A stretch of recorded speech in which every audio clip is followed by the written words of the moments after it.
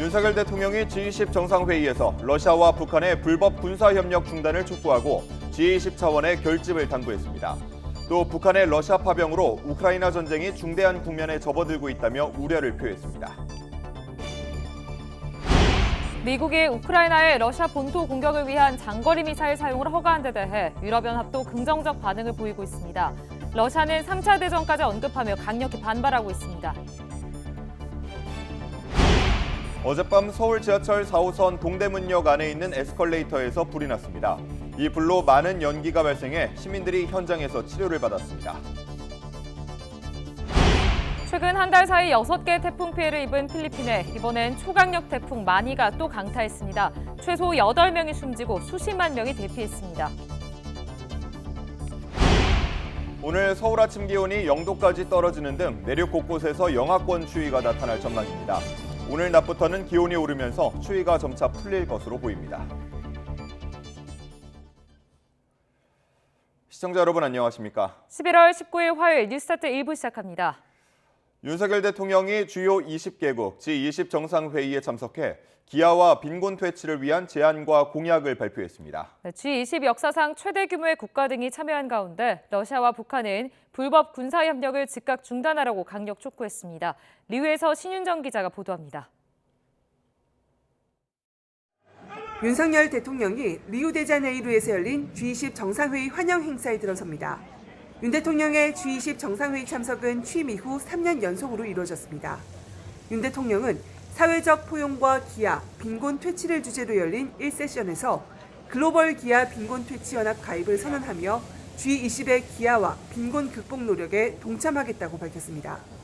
아프리카 식량 위기 대응을 위해 1,000만 달러 규모의 신규 인도적 지원을 올해 안에 실시하고 유엔 세계 식량 계획을 통한 식량 원조 규모도 5만 톤 더 늘리기로 했습니다. 무엇보다 근본 해결책은 개도국의 경제 성장이라며 주요 20개국이 개도국들의 성장 동력 창출을 지원하는 데 힘을 모아야 한다고 강조했습니다. 그러면서 개도국의 경제 성장은 규범 기반 질서의 확고한 유지 속에서만 안정적으로 이루어질 수 있다고 강조했습니다. 윤 대통령은 규범 기반 질서를 위협하는 러시아와 북한이 불법 군사협력을 즉각 중단할 것을 강력히 촉구하고 G20 차원의 의지 결집을 당부했습니다. 윤 대통령은 한국과 멕시코, 인도네시아, 튀르키예, 호주 협의체인 믹타 정상회동에도 3년 연속 참석해 다자주의 강화 의지를 재확인하고 주요 회원국들과는 별도의 양자회담을 이어가며 실질적 협력 강화 방안도 모색했습니다. 윤 대통령은 현지 시각 19일 G20 정상회의 세 번째 세션에서 기후위기 극복을 위한 국제협력을 제안할 예정입니다. 이후 G20 폐회식과 송별 오찬을 끝으로 남미 순방 일정을 모두 마무리하고 귀국기로 오를 예정입니다. 리우데자네이루에서 YTN 신윤정입니다. 윤석열 대통령은 한국에 있어 미국과 중국은 둘 중 하나를 선택해야 하는 문제는 아니라고 밝혔습니다. 주요 20개국 정상회의 참석을 위해 브라질에 방문한 윤 대통령은 현지 일간지들과의 서면 인터뷰에서 이같이 말했습니다. 윤 대통령은 미중 관계가 국제사회 평화와 번영에 기여하는 방향으로 발전하길 기대하며 그 과정에서 한국은 미중과 긴밀히 협력해 나가겠다고 말했습니다. 그러면서 한국에 있어 양국은 둘 중 하나를 선택해야 하는 문제는 아니라며 한미 동맹을 기본축으로 중국과 계속 소통하고 관계를 발전시키고자 노력하고 있다고 밝혔습니다. 오늘로 우크라이나 전쟁 1000일이 된 가운데 미국이 우크라이나의 장거리 미사일 사용을 허가하면서 전쟁은 새로운 국면에 접어들었습니다. 미국과 함께 우크라이나를 지원하는 유럽 국가들은 긍정적인 반응을 보인 반면 러시아는 3차 대전까지 거론하며 강하게 경고했습니다. 런던에서 조수연 특파원이 보도합니다. 파손된 차량에서 불길과 함께 짙은 연기가 치솟고 길바닥에서는 부상자 응급처치가 한창입니다. 러시아가 우크라이나 남부 오데사를 또다시 공습하며 수십 명의 사상자가 발생했습니다. 우크라이나 전쟁 발발 1000일, 러시아의 공세가 강화되는 가운데 미국이 우크라이나의 장거리 미사일 사용을 허가했다는 보도로 전쟁은 새 국면을 맞았습니다. 독일과 네덜란드 등 EU 주요 회원국들은 미국의 결정이 현 시점에서 적절한 조치였다고 평가했습니다. EU 외교수장은 EU가 우크라이나에 제공한 무기 사용도 승인해야 한다고 회원국들에 촉구했고 프랑스는 이를 고려 중이라고 밝혔습니다. Should be able to use the arm we provided to them in order to not only to stop the arrow but also to be able to hit the archers. 하지만 서방의 무기 지원이 얼마나 효과를 거둘지에 대해 낙관하기엔 이르다는 지적도 잇따릅니다. 영국 BBC는 러시아가 전투기 등을 미국의 미사일 사정권 밖으로 이동시켰기 때문에 전세를 역전하기엔 부족할 수 있다고 전망했습니다. 러시아 정치권에서는 3차 대전 경고도 나왔는데 크렘린궁은 미국의 개입이 새 국면으로 접어들었다며 바이든의 결정은 불에 기름을 붓고 긴장을 고조시키려는 의도라고 비판했습니다. 그러면서 서방의 무기로 공격하면 러시아와 전쟁하겠다는 의미라고 한 푸틴의 발언을 상기시켰습니다. Оставляем за собой право применить ядерное оружие в случае агрессии против России и Белоруссии, как участника. 바이든 정부의 미사일 제한 해제는 트럼프 정부 출범을 2달 앞두고 이루어졌습니다. 전쟁을 끝내겠다고 약속한 트럼프 당선인이 이 조치를 이어받을지는 미지수입니다. 런던에서 YTN 조수현입니다. 네, 보신 것처럼 미국이 미국산 장거리 미사일의 러시아 본토 타격을 허용하면서 러시아는 강력히 반발하고 있습니다. 네, 미국은 왜 이 시점에 이런 결정을 내렸을까요? 권영희 기자가 전해드립니다. 우크라이나 전쟁은 미국 대선에서 트럼프 전 대통령이 당선되면서 가장 큰 분기점을 맞았습니다.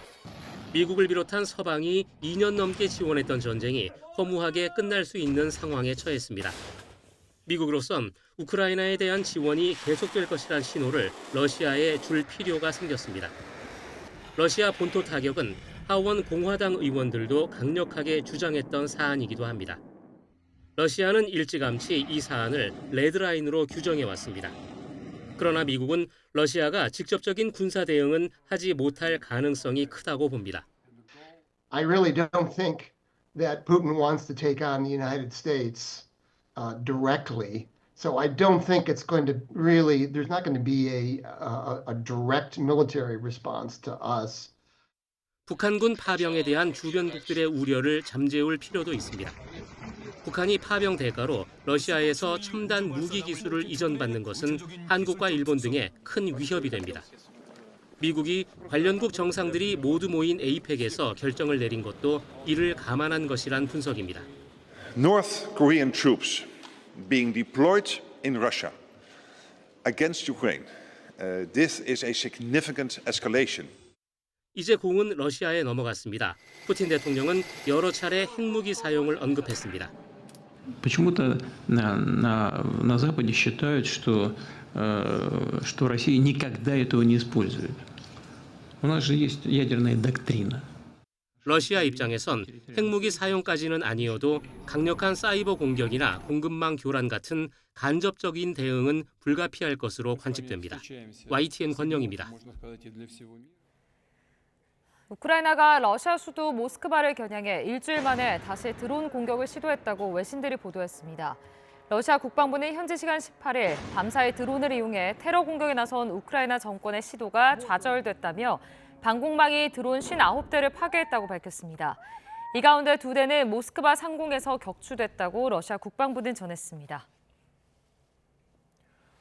독일이 우크라이나에 인공지능 유도 드론 4,000대를 공급하기로 했다고 AFP 통신이 전했습니다. 보리스 피스토리우스 독일 국방장관은 현지 시간 18일 바이에른주에서 열린 행사에서 취재진과 만나 이 드론은 적의 방어를 무너뜨릴 수 있다며 이같이 밝혔습니다.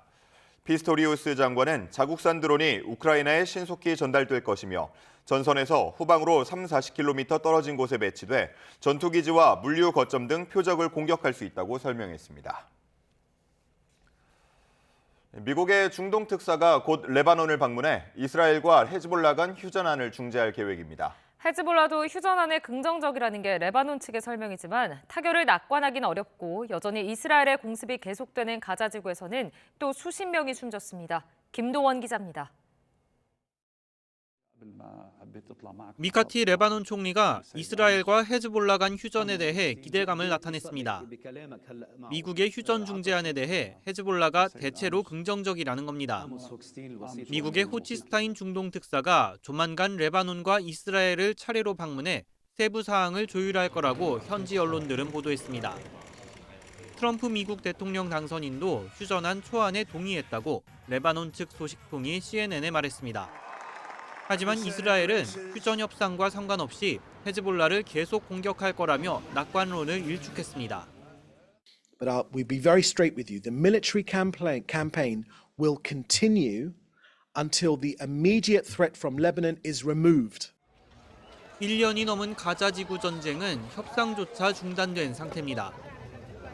이스라엘이 가자 전역의 주택과 난민촌 천막 등을 공습하면서 하루 동안 또 수십 명이 숨졌습니다. يعني فيش حدا يا عمي فيش حماس هيك حماس قبضوا عليها ما ضلش حدا انت بتقضي على الناس تقضيش على حماس بتقضي على الاطفال والنساء. 팔레스타인인 사망자는 이제 4만 4천 명에 육박합니다. G20 정상회의에 참석한 바이든 미국 대통령은 하마스가 휴전안을 거부하고 있다며 국제적 압박을 강화해야 한다고 말했습니다. YTN 김도원입니다. 팔레스타인 무장정파 하마스의 지도부 인사들이 카타르를 떠나 최근 튀르키예에 머물렀다고 타임스 오브 이스라엘 등이 이랍 소식통을 인용해 보도했습니다. 카타르 도하엔 하마스 조직의 3대 축 가운데 하나인 정치국 사무소가 설치돼 지도부가 이곳을 근거지로 삼아왔는데 이 같은 변화는 미국이 카타르 정부의 하마스 지도부를 추방하라고 요구했다는 보도 이후 포착됐습니다. 타임스 오브 이스라엘은 현지 시각 18일 하마스 입장에서 튀르키예는 실용적인 선택지라며 하마스 지도부의 가족 상당수가 이미 튀르키예에 살고 있다고 전했습니다. 어젯밤 서울 지하철 4호선 동대문역 안에 있는 에스컬레이터에서 불이 났습니다. 네, 역사 안에 뽀얀 연기가 가득 차면서 일부 이용객들은 현장에서 치료를 받았고 불길이 잡힐 때까지 1시간가량 지하철이 동대문역을 정차하지 않고 통과했습니다. 권준수 기자가 보도합니다. 지하철역 안에 잿빛 연기가 가득 찼습니다. 이용객마다 입과 코를 막고 성급히 계단 위를 올라갑니다. 불이 난 곳은 다름 아닌 역사 지하 3층에서 2층으로 올라가는 에스컬레이터였습니다. 매케에서 이상하다 해서 이제 들어가서 보니까 불이 났고 사람들은 내려가던 사람 다시 다 역으로 올라가서 거꾸로 이제 개찰구 밖으로 다 뛰어나갔고요. 퇴근 시간이 지난 밤 9시 40분쯤 불이 나면서 다행히 많은 사람이 있진 않았지만 이용객 4명이 연기를 들이마셔 현장에서 급히 치료를 받았습니다. 소방은 1시간 만에 불길을 잡았습니다. 불길이 잡힌 뒤에도 역 안에서 연기가 완전히 빠질 때까지 양방향 열차 모두 동대문역을 무정차 통과했습니다. 다만 화재 원인은 밝혀지지 않아 합동 감식이 진행될 예정입니다. 해양경찰대원 2명이 바닷속으로 거침없이 뛰어듭니다. 어제 저녁 7시 반쯤엔 전남 여수시 엑스포장 앞바다에서 70대 남성이 물에 빠졌습니다. 이 남성은 포구 난간에 앉아 있다가 바다에 추락한 것으로 파악됐는데 119 구조대에 인계돼 치료를 받았습니다. 비슷한 시각 전남 고흥군 지죽도 남서쪽 바다에선 5톤급 양식장 관리선에서 불이 났습니다. 외국인 선원 4명이 타고 있었는데 해경에 신고한 뒤 보조 선박을 타고 대피해 다행히 다치지 않았습니다. 현장에 출동한 해경은 어민과 함께 진화 작업을 벌여 2시간여 만에 불길을 잡았습니다. YTN 권준수입니다. 어젯밤 10시 40분쯤 서울 흑석동에 있는 5층짜리 고시원 건물 2층에서 불이 나 30분 만에 꺼졌습니다. 내부 공사로 2층이 비어있어 다행히 다친 사람은 없었지만 다른 층에 있던 32명이 긴급 대피했습니다. 어젯밤 11시 20분쯤 충북 청주시 옥산 분기점 인근에서 고속도로를 달리던 화물차 3대가 잇따라 부딪혔습니다. 이 사고로 맨 뒤에서 달려오던 화물차의 30대 남성 운전자가 심정지 상태로 병원으로 옮겨졌지만 끝내 숨졌습니다. 오늘의 주요 재판입니다. 오전 10시에는 지하철 역산에 여직원 휴게실에 몰래카메라를 설치한 혐의로 기소된 서울교통공사 영무원의 1심 선고가 진행됩니다. 결심 공판에서 검찰은 징역 3년 6개월을 구형했는데 공사는 해당 영무원을 직위 해제한 것으로 알려졌습니다. 후배 선수 등을 협박해 수면제 등 마약류를 대리 처방받은 혐의로 추가 기소된 전 프로야구 선수 오재원의 첫 재판도 오전 10시 20분부터 진행됩니다. 앞서 오 씨는 지난 2022년부터 11차례 필로폰을 투약한 혐의 등으로 징역 2년 6개월을 선고받은 데 이어 지인에게서 필로폰 0.2g을 수수한 혐의로 징역 4개월에 집행유예 2년을 추가로 선고받았습니다. 상습 마약류 투약 혐의로 1심에서 징역 1년을 선고받고 법정 구속된 배우 유아인의 항소심 두 번째 재판도 오전 11시 반에 열립니다. 첫 공판에서 유 씨 측은 신체적, 정신적으로 힘든 상황에서 수면 마취제에 의존성이 생겼던 것이라며 원심의 형이 지나치게 무거워 부당하다고 주장했습니다. 지난 대선 기간 허위 보도를 통해 윤석열 당시 후보의 명예를 훼손한 혐의로 기소된 김만배 씨와 신앙림 전 언론노조 위원장, 뉴스타파 관계자들의 재판도 오늘 오전 10시에 열립니다.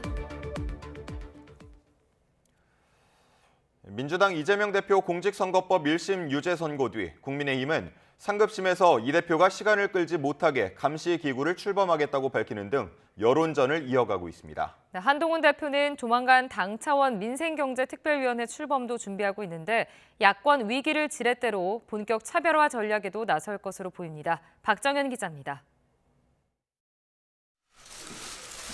이재명 대표 유죄 선고 뒤 줄곧 SNS로만 메시지를 이어온 한동훈 대표.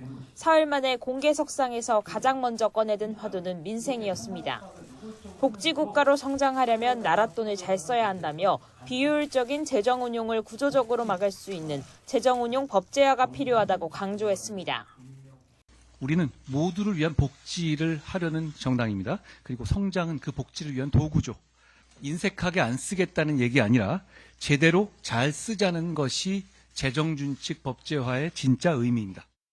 이 대표 재판 리스크 반사에게만 기대지 않고 국민 눈높이에 맞는 변화와 쇄신에 주력하겠다는 의지로도 풀이되는데 실제 한 대표 측 핵심 관계자는 민생경제 문제를 다루는 당 차원의 특별위원회 출범 등도 검토하고 있다며 향후 민생 관련 행보를 한층 강화할 계획이라고 설명했습니다. 여당은 또 향후 이 대표 2심 재판에서 시간을 끌지 못하도록 당 차원에서 감시기구를 출범하겠다고 공언하며 대야 공격의 고삐도 놓지 않겠다는 의지를 분명히 했습니다. 앞으로도 이 대표 유죄 판결이 계속 나올 거라며 민주당 장외투쟁을 겨냥해선 판사 겁박은 중형을 받겠다는 자해행위나 다름없다고 날을 세웠습니다. 이재명 대표와 민주당이 할 일은 범죄 방탄, 아스팔트 정치를 중단하고 사법부의 판단을 겸허히 기다리는 것입니다. 이재명 대표 유죄 선고를 계기로 여권이 그간의 수세 정국을 어느 정도 탈피한 형국이지만 일각에선 지금이 쇄신의 적기란 지적도 적잖습니다. 한동훈 대표의 정치력이 역설적으로 또 한 번 시험대에 올랐다는 분석이 나오는 이유입니다. YTN 박정현입니다. 민주당 이재명 대표의 공직선거법 1심 유죄 판결 뒤 처음으로 진행된 당 지도부 회의는 이 대표 무죄를 주장하는 변론장을 방불케 했습니다. 주로 민생 현안에 초점을 맞춰 공개 발언을 해오던 이 대표도 검찰로 화살을 돌리면서 김건희 여사 특검 관철을 강조했습니다. 정인용 기자입니다. 민주당 지도부는 이재명 대표의 공직선거법 위반 1심 징역형 집행유예 판결을 일제히 성토했습니다. 최악의 판결, 사법 정의가 죽은 날, 사법살인이란 원색적인 표현을 써가며 재판부 판단의 오류를 조목조목 지적했습니다. 그러면서 이번 판결을 본 국민은 반대로 왜 윤 대통령 부부는 처벌을 받지 않는 것인지 의문을 제기하고 있다며 역공을 펼쳤습니다. 제1야당의 대표와 배우자가 2년이 넘게 수사를 받고 재판을 받고 있는데 왜 김건희 여사에 대한 수사는 제대로 이루어지지 않고 심지어 기소조차 되지 않았다는데 국민께서는 분노하고 계십니다. 추락하는 국내 증시나 2기 트럼프 행정부 대응, 온라인 플랫폼 시장 등 굵직한 정책 위주의 메시지를 내던 이재명 대표도 대여 공세 모드로 전환했습니다. 검찰이 검찰권을 남용하고 범죄를 은폐하고 불공정한 권한 행사로 국가 질서를 어지럽히고 있다며 김건희 여사 특검을 정조준한 겁니다. 검찰이 제대로 하지 못하면 특별검사를 임명해서 그 훼손되는 법 절차를, 법 질서를 지켜내야 하는 것 너무 당연합니다. 이번 특검은 반드시 통과돼야 합니다. 민주당은 추가 녹취 파일을 공개하고 명태균 씨가 지난 대선 과정에서 당시 윤석열 후보의 비서실장 인선에 영향력을 행사했다는 의혹도 제기했습니다. 사모님, 어떻게 그 선거판에 그 비서실장을 씁니까? 귀한 그릇은 귀한 손님한테 써야 됩니다. 바로 신랑 전화해갖고 내가 윤한우 의원한테 안 된다 했으니까 당신 그래 알아. 명태균 게이트 진상조사단은 여론조사 조작과 공천 개입, 창원 산당 기밀 누설 등 현재까지 제기된 모든 의혹에 고발장을 제출하겠다고 압박의 고삐를 조였습니다. 진실에 묻혀지지 않도록 민주당 명태균 게이트 TF는 더 확실하게 꼼꼼하게 활동할 것이며 이런 가운데 이재명 대표는 이번 주 일반 주식 투자자들과 무역협회장에 이어 상인연합회를 만나는 등 민생 경제 행보에도 박차를 가합니다. 이 같은 이 대표 등 당 지도부 행보는 혼란스러운 당을 재정비하는 움직임으로도 풀이되는데 이 대표의 민생 챙기기에도 오는 25일 위중교사 혐의 1심 선고 때까지 뒤숭숭한 분위기는 쉽게 정리되지 않을 거란 우려 섞인 관측도 나옵니다. YTN 정윤영입니다.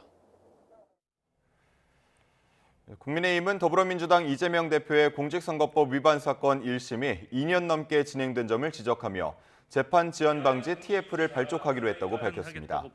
당 법률자문위원장인 주진우 의원은 2심에서도 변호인 교체와 기일 변경, 재판부 기피 신청, 판사 탄핵, 위원 주장, 증인 신청 남발 등 이 대표의 꼼수가 예상된다며 TF 구성 배경을 설명했습니다.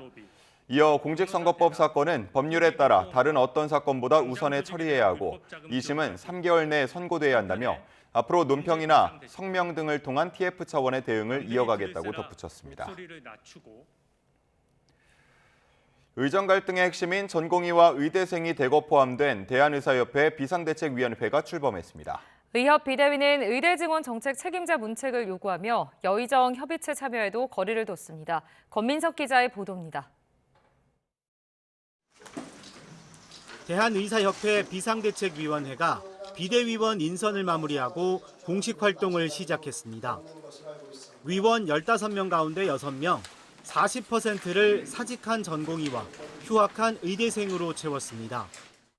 특히 의대 증원 전면 백지화를 고수해온 박단 대표가 전면에 나서면서 전격적인 의정 대화를 기대하긴 어려워 보입니다. 박형욱 위원장도 여의정 협의체 참여에 선을 그었습니다. 현재 여야 의정 협의체가 진행되는 상황을 볼 때 과연 저기서 저런 어떤 형태에서 유의미한 결과가 나올 수 있을지 굉장히 회의적입니다.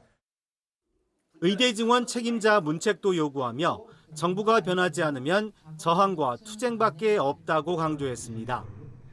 의대 교육 파행이 불보듯 뻔한데 이제 어쩔 수 없다고 해서 정부 정책에 찬성할 순 없다는 겁니다.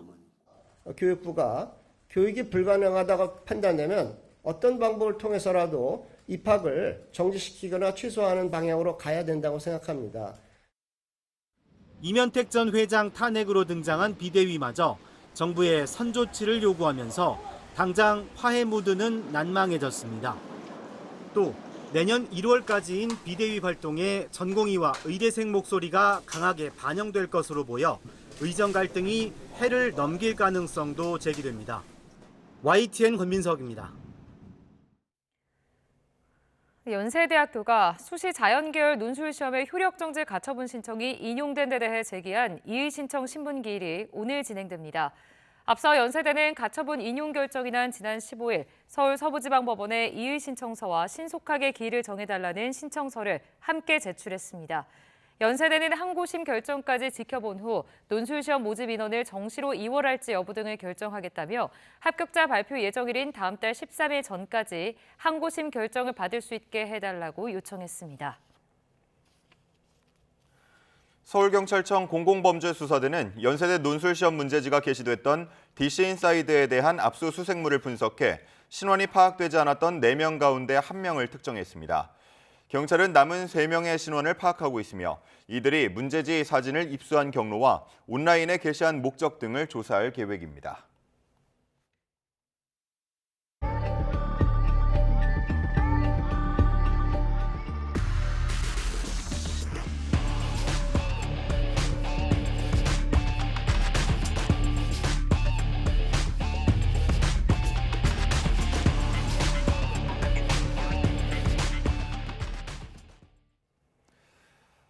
최근 옷을 어떻게 입어야 할지 난감할 정도로 날씨 변화가 심합니다. 네, 지난주에는 반소매를 입어도 될 정도로 날씨가 따뜻했는데 주말 사이 날씨가 급변하면서 이제는 두꺼운 패딩을 입어도 추울 정도인데요. 대체 왜 이런 건지 정혜은 기자가 전해드립니다. 이른 추위가 엄습한 서울 도심. 출근길은 하루 만에 급변했습니다. 거리에는 겨울 패딩과 털모자, 장갑, 귀마개까지 등장했습니다. 때 아닌 진달래가 꽃망울을 터뜨리고 반소매에 민소매 차림까지 등장했던 지난주와는 너무 차이가 큽니다. 시민들도 급변하는 날씨에 적응하기가 힘들 정도입니다. 지난주까지는 되게 따뜻해서 수능 끝나고 친구들이랑 한복 입고 놀 생각이었는데 오늘 막상 나오니까 너무 추워서 목도리까지 찾아 입고 왔거든요. 날씨가 왜 이렇게 오락가락하는지 모르겠어요. 밤사이 북쪽 5km 상공에서 영하 20도 안팎의 강한 한기가 밀려온 것이 원인입니다. 고성 향로봉과 무주 설천봉 기온이 영하 10도 안팎까지 떨어졌고 내륙에서도 영하권 추위가 기록됐는데 서울 기온도 처음으로 영하권으로 내려갔습니다. 전북 내륙에는 올가을 첫 한파 경보가 내려졌고 강원과 충청 내륙에도 한파주의보가 발효됐습니다. 전문가들은 지난주 가을이 아닌 여름을 향해 가는 따뜻한 봄처럼 느껴질 만큼 기온이 높았기 때문에 이번 추위가 더 강하게 느껴질 수밖에 없다고 분석했습니다.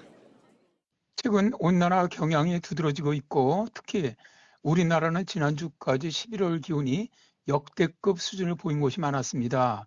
이렇다 보니 이번 주 평년보다 기온이 많이 떨어지진 않았지만 체감적으로 추위가 더 심하게 느껴질 수밖에 없었던 것으로 보입니다.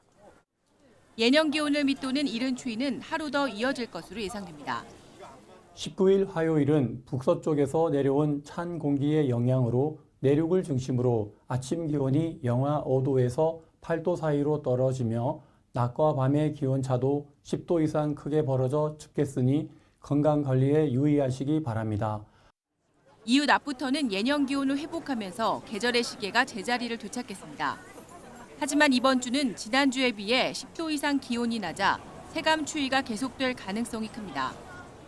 전문가들은 앞으로는 기온이 크게 오르내리기보다 점차 계절이 겨울로 접어들면서 아침 기온이 내려가겠다며 추워지는 날씨에 철저히 대비해달라고 당부했습니다. YTN 정혜윤입니다.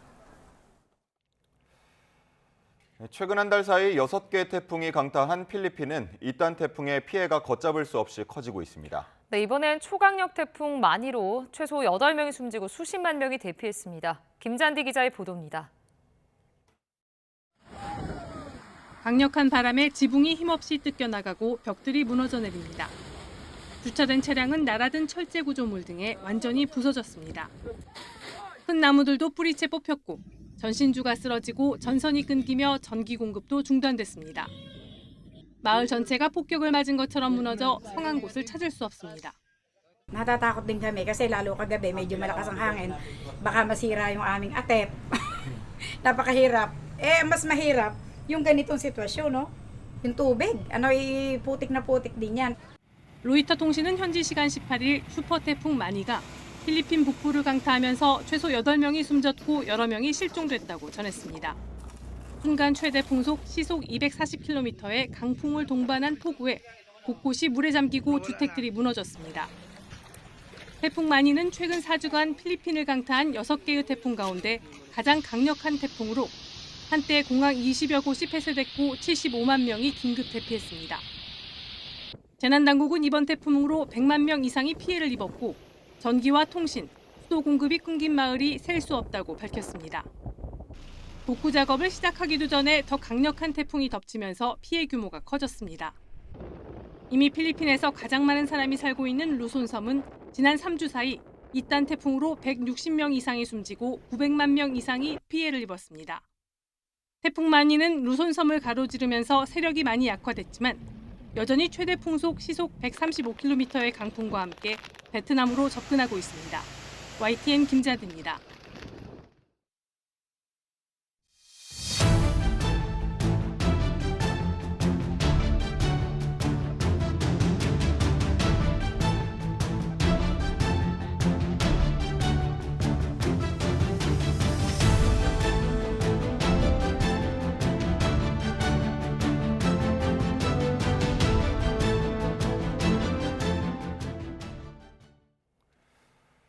더불어민주당 이재명 대표가 공직선거법 위반 재판에서 예상보다 무거운 판결을 선고받은 후 이제 정치권의 관심은 오는 25일 위증교사 혐의 1심 결과로 쏠리고 있습니다.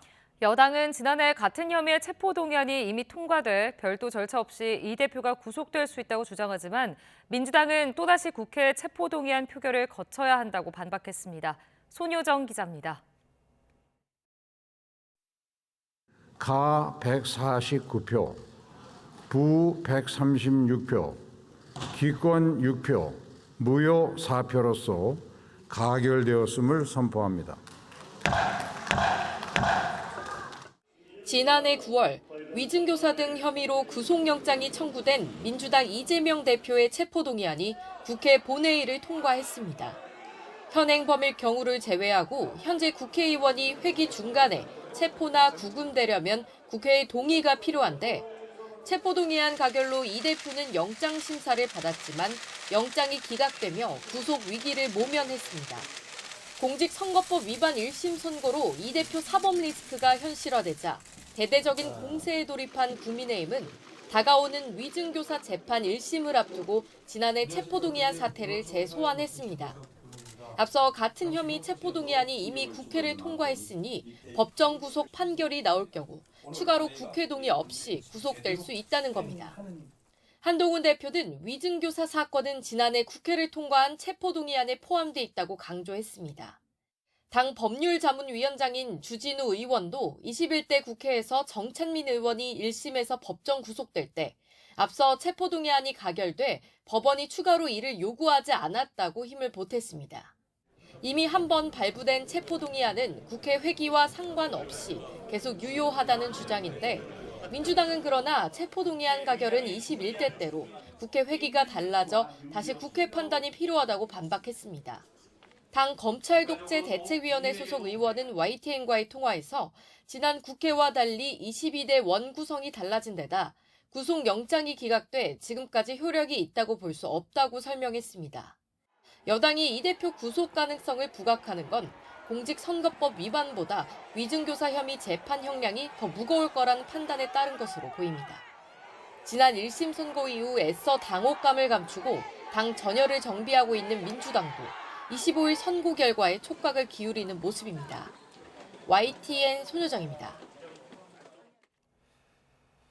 전해드린 것처럼 이재명 대표는 오는 25일 위증교사 의혹 사건으로 다시 심판대에 오릅니다. 다음 주 선고 결과 역시 이 대표의 정치 활동에 중대 변수가 될 전망입니다. 김다연 기자입니다. 위증교사 사건은 이재명 대표가 지난 2018년 5월 경기도지사 후보 TV토론에서 과거 벌금형이 확정된 검사 사칭 사건을 누명으로 표현한 것이 발단이 됐습니다. 검찰은 이 대표가 해당 발언으로 선거법 재판을 받게 되자 증인이었던 김진성 씨에게 위증을 교사했다고 판단했습니다. 그러면서 사법질서를 교란하는 중대범죄라며 양형기준상 최대 형량인 징역 3년을 구형했습니다. 검찰은 이 대표가 일방적 주장을 마치 확인된 것처럼 증언해달라고 요구했다고 보고 있는데 이 대표 측은 기억나는 대로 말해달라고 수차례 언급했다며 고의가 없었다고 반박했습니다. 또 이 대표 요구로 위증했다는 김 씨의 자백에도 통상 위증은 객관적 사실에 반하는 것을 말하는데 김 씨의 주관적 기억을 위증으로 볼 수 없다고 주장하고 있습니다. 이번 선고 결과는 이 대표 정치 활동의 중대 변수가 될 전망입니다. 위증교사 범죄의 양형 기준은 공직선거법 위반보다 더 높은데 유죄가 선고되면 이미 선거법 결과를 놓고 항소심에서 다투겠다고 예고한 이 대표의 사법 리스크는 더욱 무거워질 수밖에 없습니다. 반면 무죄가 선고되면 공선법 유죄 판결의 충격을 다소 완화할 수 있을 전망입니다. 지난해 9월 법원은 이 대표의 구속영장을 기각하면서도 위증교사 혐의에 대해서는 소명되는 것으로 보인다고 밝혔습니다. 이후 본격적으로 사건을 심리한 법원이 고의가 없었다는 이 대표 주장을 받아들일지 이목이 쏠립니다. YTN 김다현입니다. 공천 개입 의혹을 폭로한 강혜경 씨가 또다시 검찰에 출석하면서 윤석열 대통령이 당선되면 2022년 지방선거에서 영남 지역 예비 후보자들이 공천을 받을 수 있다는 이야기를 명태균 씨에게 들었다고 주장했습니다. 네, 검찰은 서울중앙지검 이첩 사건에 대한 조사에 착수하는 등 수사에 속도를 내고 있습니다. 박종혁 기자가 보도합니다. 공천 개입 의혹 사건을 폭로한 강혜경 씨가 검찰청에 들어섭니다. 강 씨는 구속된 명태균 씨와 김영선 전 의원이 진실을 밝혀야 한다고 거듭 주장했습니다. 그러면서 지난 대선 때 후보였던 윤석열 대통령을 도와주면 예비 후보자 공천도 문제없다고 명 씨가 주장했다고 밝혔습니다. 공천을 받을 수 있다라고 명태균 씨가 말을 했다는데 말 그대로 그냥 대통령이 당선되게끔 도와주면은 공천에는 문제 없다. 예비 후보자 2명은 지난 지방선거에서 영남권 후보로 나왔던 인사로 명 씨 등과 함께 구속영장이 청구됐지만 기각됐습니다. 대선 당시 윤석열 후보를 무상 여론조사 등으로 도와주면 김 전 의원은 물론 지방선거 예비 후보자의 공천도 문제없다고 명 씨가 주장했다는 겁니다. 검찰은 대통령 부부 등의 공직선거법 위반과 뇌물 혐의 고발 사건도 조사에 착수합니다. 서울중앙지검에서 창원지검으로 이첩한 고발 사건입니다. 검찰은 조만간 고발 당사자인 시민단체 대표를 불러 고발인 조사를 진행합니다. 창원 제2국가산단 지정 개입 의혹을 밝히기 위해 창원시청 전현직 담당 공무원도 이미 불러 조사했습니다. 창원시는 이와 관련해 입장문을 냈습니다. 홍남표 시장이 지난 2022년 말쯤 김 전 의원을 만나러 간 자리에서 명 씨를 우연히 만났고 명 씨의 의견을 듣기는 했다는 취지입니다. 하지만 방대한 산단의 콘텐츠를 고려할 때 전문성이 부족한 명 씨가 이른바 기획했다는 주장은 어불성설이라고 밝혔습니다. 구속된 명태균 씨는 건강 이유 등으로 구속적부심을 신청할 것으로 전해졌습니다. YTN 박종혁입니다. 여야가 한 달 넘게 공석인 헌법재판관 후보자 3명을 오는 22일까지 추천하기로 합의했습니다. 네, 여당이 요구하는 특별감찰관 후보 추천과 야당이 추진하는 최상병 순직 사건 국정조사를 놓고선 여전히 평행선을 달렸습니다. 나혜인 기자가 보도합니다. 지난달 17일 이종석 전 헌법재판소장을 비롯한 재판관 3명이 임기 만료로 퇴임한 뒤 헌재는 6인 체제로 운영되고 있습니다. 후임 후보를 추천해야 할 국회에서 여야가 합의를 이루지 못해 빈자리가 방치되고 있는 겁니다. 헌재는 소장 대행을 세우고 재판관이 최소 7명 있어야 사건을 심리할 수 있게 한 헌법재판소법 효력을 스스로 정지시켜 업무를 이어가고 있습니다. 그래서 3명을 추천하게 되어 있는데 그걸 하지 않는 그것도 지금 국회가 제 기능을 하지 않는 것인데 국회의 뜻은 헌법재판소는 일을 하지 말라는 건가요? 한 달 동안 신경전만 벌이던 여야는 재판관의 질타까지 받고 나서야 합의점을 찾기 시작했습니다. 국회의장 주재로 거대 양당 원내대표가 만나 오는 22일까지 재판관 후보를 추천하기로 뜻을 모았습니다. 11월 22일까지 서로 추천을 마무리하고 정기국회 때까지는 임명될 수 있도록. 하지만 공석 3명 가운데 여야가 각각 몇 명씩 추천할 건지는 더 논의해야 한다며 갈등 소지를 완전히 꺼뜨리진 못했습니다. 양당 간에 어떤 숫자로 추천할지에 관해서는 아직 계속 얘기를 더 나눠야 된다. 윤석열 정부 출범 이후 진보 성향 헌법재판관이 줄고 있다고 보는 민주당은 국회 의석수에 따라 3명 중 2명을 야당이 추천해야 한다고 주장하고 있습니다. 반면 국민의힘은 여야가 1명씩 추천하고 나머지 1명은 합의하자는 입장인데 결국 자기 정파와 성향이 맞는 재판관을 1명이라도 더 임명하려는 수싸움으로 보입니다. 여야는 대통령 친인척을 감찰할 특별감찰관 후보 추천과 최상병 순직 사건 국정조사 같은 쟁점 현안을 두고도 이견을 좁히지 못했습니다. 청문회도 그리고 국정감사도 밀도 있게 했기 때문에 국정조사의 필요성에 동의할 수 없다. 대통령의 특검 거부에 아무것도 안 할 수 없지 않습니까? 그래서 국민의 뜻을 받들어서 여야는 다음 달 10일 정기국회가 끝나기 전에 예산안 처리 등을 위한 본회의를 2번 더 열기로 했습니다. 22대 국회 들어 아직 설치되지 않은 기후위기 연금개혁 특별위원회와 윤리특위도 그 안에 출범하도록 노력하기로 했습니다. YTN 나희인입니다. 방송통신심의위원회가 국회에서 추진 중인 예산 삭감을 두고 각종 심의와 모니터링 등 필수적인 기능이 마비될 우려가 있다고 반발했습니다. 사무처는 정부안으로 제출된 내년 방심위 예산이 모두 367억 원 규모였지만 국회 예산심의 과정에서 경상비와 방송심의 활동 비용은 50%씩, 인건비 등은 10%씩 삭감됐다고 보고했습니다. 그러면서 예산 삭감이 확정되면 방송 심의 활동이 멈출 뿐만 아니라 온라인 불법 정보 감시가 필수적인 통신 심의 역시 제 기능을 하지 못할 것이라고 설명했습니다. 한 줄 뉴스입니다.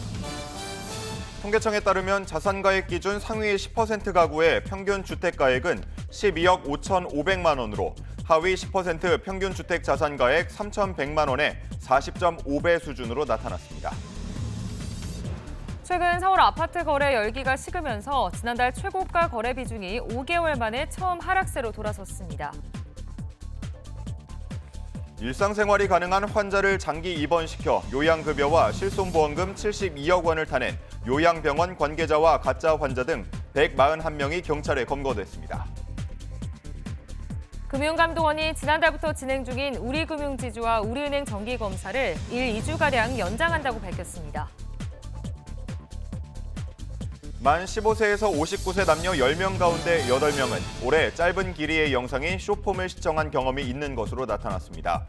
숏폼 이용자들이 가장 많이 이용한 소셜미디어는 유튜브였고 인스타그램, 틱톡 등이 뒤를 이었습니다. 소셜 네트워크 1위인 인스타그램의 아이 계정을 운영해온 사용자들이 메타의 계정 보호 조치 강화에 따라 계정 비활성화나 삭제 조치를 받았다고 전했습니다. GS건설이 22년 된 주택 브랜드인 자이의 새로운 브랜드 정체성을 공개하고 로고 모양의 변화를 가하는 등 새 단장에 나섰습니다. 스타필드가 북극곰과 대형 트리를 설치하고 레고 30만 개로 조립한 트리와 산타마을을 조성하는 등 기업들과 손을 잡고 크리스마스 분위기를 연출했습니다. 지금까지 한 줄 뉴스였습니다.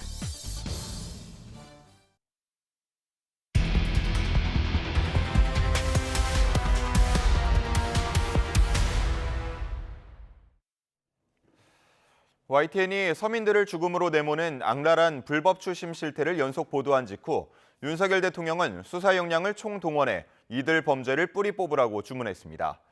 곧바로 검찰과 경찰, 금융당국이 대대적인 단속을 예고했지만 취재 결과 불법 사채업자들은 여전히 연이율 수천 %의 이자를 요구하며 서민들을 유인하고 있었습니다. 부장원 기자가 보도합니다. 지난 12일 불법 추심을 척결하라는 윤석열 대통령의 지시가 있고 사흘 뒤 실제 불법 대출 실태가 어떤지 YTN 취재진이 확인에 나섰습니다. 유명 대출 중개 플랫폼에 광고 중인 대부업체를 무작위로 선정해 대출 가능 여부를 문의했습니다. 제휴업체가 한 160개 정도 있어요. 네네. 그쪽에서 좀 제합리적인 쪽으로. 급하게 50만 원이 필요하다고 하자 대부분 일주일에 100% 이자를 받는다고 소개합니다. 1년으로 치면 5,200%를 훌쩍 넘는 수준인데 선심을 쓰듯 조율을 잘해주는 업체를 소개하겠다고 말합니다. 대부분 50에 100이에요. 주거리 같은 게 이자가 좀 세잖아요. 이자 조율도 해주시고 기간 조율도 해주시니까 그 부분한테 일단 제일 우선으로 연결드릴게요. 그리고 3분도 안 돼 연락이 옵니다. 이들은 담보로 지인들의 연락처와 심지어 가족관계 증명서까지 요구합니다. 불법 추심을 일삼는 사채업자들이 쓰는 수법 그대로입니다.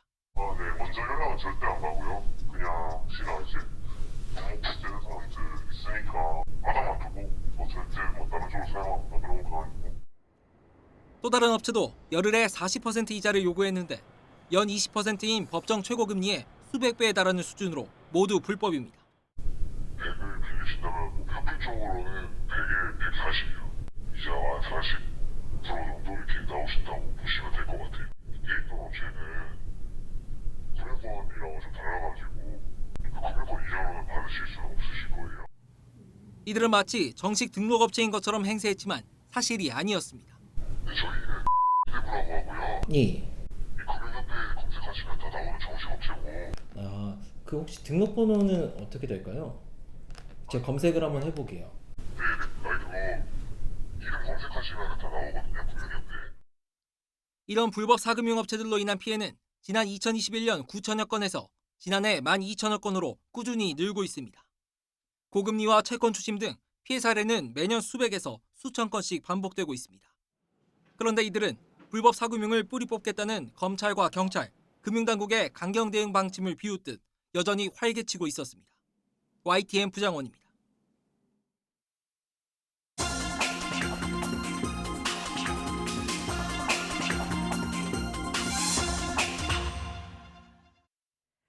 오늘의 글로벌 픽입니다.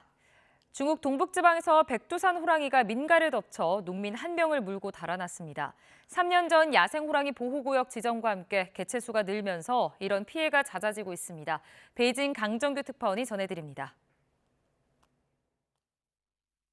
중국 동북지방 헤이룽 장성의 한 농가.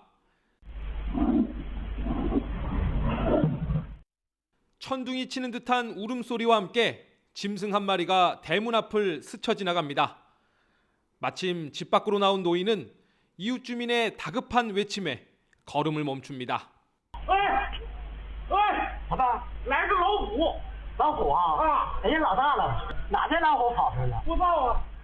몸을 피하는 게 상책이지만 노인은 되려 호랑이를 구경하러 울타리를 열고 밖으로 나갑니다.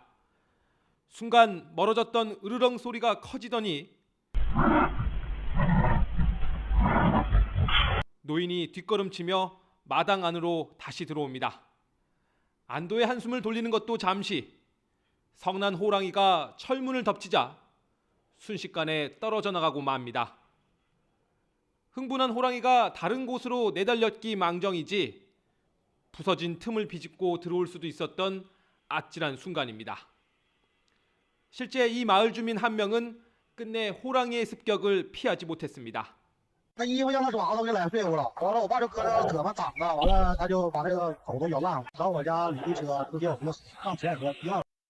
현지 당국은 즉각 대피령을 내리고 호랑이 포획에 나섰습니다.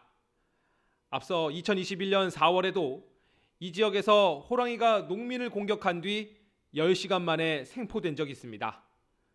그해 10월 헤이룽장과 지린성 일대 14,000제곱킬로미터가 야생 백두산 호랑이 보호구역으로 지정됐습니다. 몇 년 사이 개체수가 70여 마리로 늘면서 굶주린 호랑이가 민가를 덮치는 일도 잦아지고 있습니다. 베이징에서 YTN 강정규입니다. 미국 캘리포니아 자동차 경주장 인근에 경비행기가 추락해 2명이 중상을 입는 등 3명이 다쳤습니다.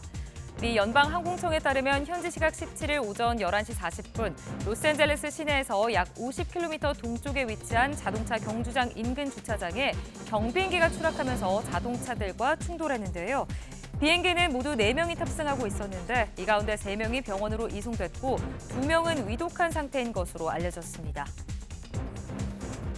미국 18개 주의 대형 식료품점을 통해 대장균의 일종인 이콜라이에 오염된 당근과 미니 당근이 유통돼 1명이 숨지고 최소 39명이 병원 치료를 받고 있습니다.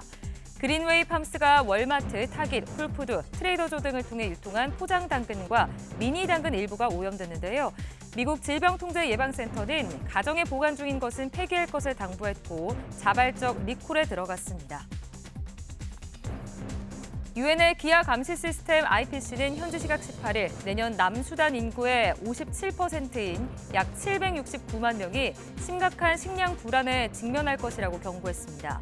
IPC는 이날 발표한 보고서에서 내년 4월에서 7월 건기가 오면 남수단의 식량 안보 상황이 악화할 것이라며 식량 위기 5단계 중 253만 명이 4단계인 비상, 6만여 명이 최고 단계인 재앙, 기근에 해당한다고 설명했습니다. 또 올해 7월부터 내년 6월까지 6에서 59개월 사이의 어린이 210만 명이 심각한 급성 영양실조를 겪을 것으로 예상했습니다. 매년 늦가을부터 겨울까지 심각한 대기오염에 시달리는 인도 수도 뉴델리의 공기질이 올해도 최악 수준으로 떨어졌다고 외신들이 보도했습니다. 뉴델리의 초미세먼지 농도가 세계보건기구 WHO가 정한 24시간 기준 권장 한도의 65배에 달한 것으로 나타났는데요. 이에 따라 당국은 10에서 12학년을 제외한 학생들의 수업을 온라인으로 전환하고 트럭의 도심 진입과 건설 작업을 중단시켰습니다. 덴마크 제약회사 노보 노디스크가 자사의 비만 치료제 위고비의 중국 판매를 시작했다고 로이터 통신이 보도했습니다. 위고비의 한 달분 가격은 1,400위안, 우리 돈으로 26만 원으로 책정됐다고 중국 언론을 인용해 전했는데요. 위고비 한 달분의 미국 내 가격은 1,300여 달러, 우리 돈으로 180만 원에 이릅니다. 지금까지 글로벌 픽이었습니다. 지난 2010년 남아공 월드컵에서 사상 처음으로 원정 16강 진출을 이끌었던 허정무 전 축구대표팀 감독이 대한축구협회장에 출마합니다. 허정무 전 감독은 YTN과 통화에서 대한축구협회장 선거에 출마하기로 마음을 굳혔다면서 자세한 건 이번 주 안에 기자회견을 통해 발표하겠다고 밝혔습니다. 허 전 감독은 1990년부터 지도자로 나서 프로팀을 지휘했고 2010년 남아공 월드컵에 출전해 원정 대회로는 처음으로 16강에 진출하는 성과를 냈습니다. 2013년에는 축구협회 부회장을 맡는 등 행정가로도 활동했습니다. 허 전 감독이 출마를 공식화한 가운데 사선도적이 유력한 정몽규 회장은 스포츠공정위원회에 연임 신청도 하지 않은 상태입니다. 이틀째 초겨울 추위가 기승입니다. 올가을 들어 가장 추웠던 어제만큼은 아니지만 현재 서울의 체감온도가 영하 1.6도 안팎까지 뚝 떨어져 있는데요. 아직 이른 시간이라 거리가 한산한 모습이지만 그 자리를 차가운 공기가 가득 채우고 있습니다. 오늘 아침까지는 예년보다 추운 날씨가 이어지는 만큼 옷차림 든든하게 하고 나오시기 바랍니다. 내륙 곳곳에 내려져 있던 한파특보는 모두 해제됐습니다. 하지만 추위의 기세는 여전한데요. 현재 기온을 살펴보면 대관령 영하 5.6도, 파주 영하 2.1도, 안동 영하 2.5도 등 오늘 아침도 곳곳에서 기온이 영하권까지 떨어져 있습니다. 따라서 일부 지역에서는 서리가 내리고 물이 어는 곳이 있겠습니다. 하지만 낮부터는 예년 기온을 점차 회복하겠는데요. 오늘 낮 기온은 서울 10도, 광주와 대구 13도로 어제보다 2에서 5도가량 높겠고 그만큼 일교차도 크게 벌어지겠습니다. 남은 한 주간 대체로 이맘때 늦가을 날씨가 이어지겠지만 지난주 워낙 포근했던 터라 체감 추위는 계속될 것으로 보입니다. 오늘과 내일은 제주도에, 모레는 서울을 제외한 중서부 곳곳에 한때 비가 조금 내릴 전망입니다. 오늘까지 동해안을 중심으로는 너울성 파도가 높게 일겠습니다. 저지대 침수와 해안가 안전사고에 각별히 유의하시기 바랍니다. 지금까지 YTN 원희다입니다. 뉴스타트 1부 마칩니다. 잠시 후 2부가 이어집니다. 시청해주신 여러분 고맙습니다.